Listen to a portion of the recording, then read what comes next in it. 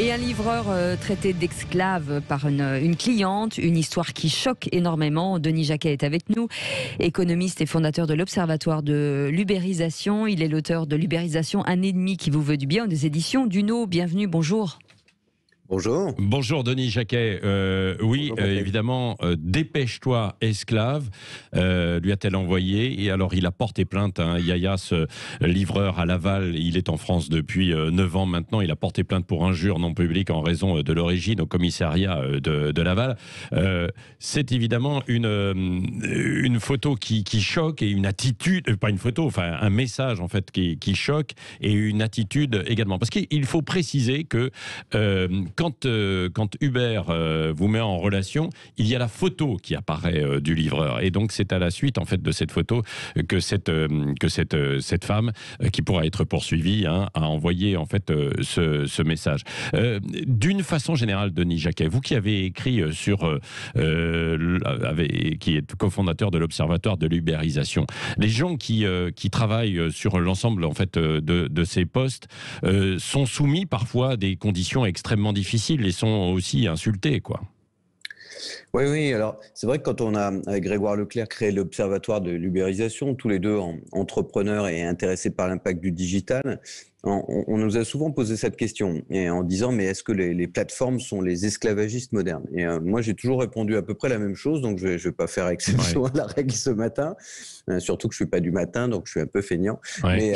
Mais c'est qu'en réalité le seul esclavage que je connaisse, c'est celui du chômage. Aujourd'hui on vit dans une société collective depuis l'histoire de l'humanité, depuis qu'on est chasseurs-cueilleurs, et grosso modo on ne vit que du regard des autres. Donc à partir du moment où tous ceux vous, moi, qui avons eu des amis qui sont au chômage, on sait le sentiment d'inutilité, d'inexistence. Donc, le travail, ça sort de l'ombre. Donc, l'esclavage, c'est difficile. Et on a rencontré, nous, à l'époque, beaucoup de livreurs, beaucoup de chauffeurs VTC, etc. Et on en a rencontré des gens qui étaient très heureux et qui fonctionnaient très bien. Moi, j'ai jamais rencontré d'esclaves heureux. Donc, effectivement, c'est difficile. Mais de l'autre côté, bon, là, c'est plus... Dans ce sujet, je me suis toujours demandé ce qui était...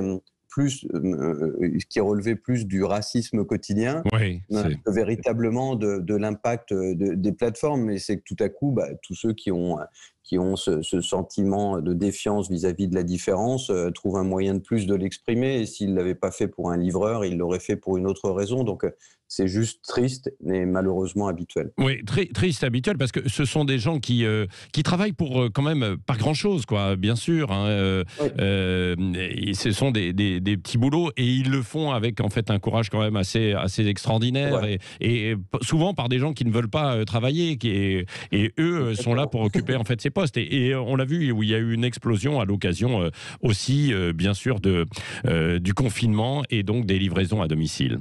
Bien sûr, oui, c'était une explosion énorme pendant le Covid. Jamais l'être humain n'a été autant un employeur qui refuse son statut que depuis son canapé. Ouais. Donc, c'est vrai que aujourd'hui, en général, il y a eu... Bon, nous, on n'avait pas fait l'Observatoire pour défendre ou Uber ou Deliveroo ou cette société. Mais on rappelle juste la conscience et la responsabilité de chacun. Quand vous commandez quelque chose, vous êtes autant, si on doit dire ce mot, autant coupable que la société qui fournit le service de le faire, parce que vous l'utilisez. Et combien d'entre nous laissent un pourboire à un chauffeur VTC? Combien d'entre nous laissent un pourboire à un gars qui est parfois à risquer sa vie à Paris dans les embouteillages pour venir vous livrer une pizza chaude? Donc je pense que le client est autant responsable que la plateforme. Et je sais que nous, quand on a créé Day One, on a abouti à un gros travail avec l'Observatoire et Day One, avec Deliveroo, notamment il y a 2 ans. Et on leur a dit, il faut absolument couvrir ces gens. Et ils ont offert à 400 000 livreurs en Europe, grâce à nous, grâce à notre travail, le fait de leur offrir une garantie, c'est-à-dire une mutuelle accident et une mutuelle santé, même en dehors du travail, qui était plus intéressante que celle d'un salarié. Donc le plus grand débat après, effectivement, c'est celui d'une forme de précarité que cette économie digitale a augmenté, a accru, notamment peut-être encore plus dans les pays anglo-saxons. Et puis, vous le voyez bien, parce que vous commentez l'actualité régulièrement, avec des décisions ici, là, même aux États-Unis, qui veulent donner un statut de salarié à cette économie digitale. Oui, merci beaucoup Denis Jacquet, cofondateur de l'Observatoire de l'ubérisation. Et on suivra évidemment cette affaire de Yaya, donc livreur Uber Eats de Laval, qui a reçu ce message extrêmement violent et insultant. Donc il y a des poursuites qui vont être engagées. Je rappelle aussi, Denis Jacquet, on vous invitera pour ça que vous venez de rédiger Covid, le début de la peur, la fin d'une démocratie. Nous en parlerons dans quelques jours. Merci d'avoir été avec nous en ligne ce matin sur Sud Radio.